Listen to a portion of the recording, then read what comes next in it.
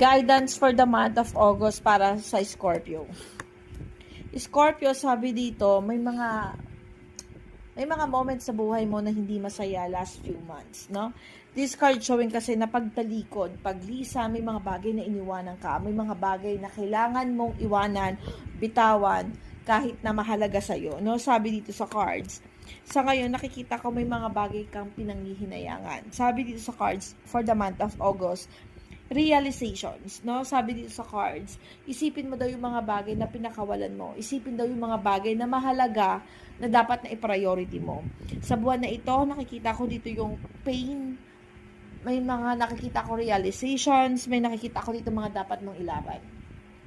So, this card showing na hindi pa huli ang lahat sa'yo. Kung ano yung mga negative na nangyari sa'yo in the past month, this card showing na balikan mo, gawan mo ng pamamaraan, at kung kinakailangan, ibaba mo yung sarili mo para magkaroon ng peace. Kasi nakikita ko dito sa cards, you are in pain.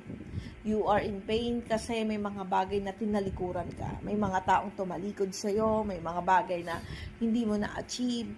Nagkaroon ng mga disconnections about sa sarili mo, at itong mga disconnections na ito nakadulot talaga sa iyo ng parang masakit or something like na wala kang magawa na paraan just to accept the pain, parang ganon, no? Sabi dito, hindi yung naging masaya, pero expect mo tong August na to, may mga dapat ka pang ma-realize. Things will gonna be fruitful for you, lalo na kung ilalaban mo kung ano yung tama.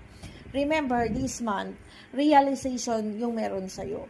So, kung alam mo, kung ano yung alam mong tama at kung ano yung alam mong makakapagpabuti sa kalagayan mo o sa sitwasyon mo, ilaban mo. Sabi dito sa cards, no?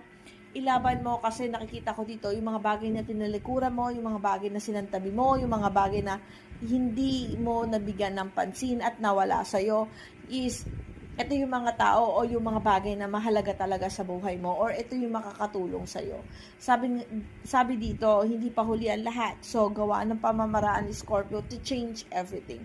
To start anew again.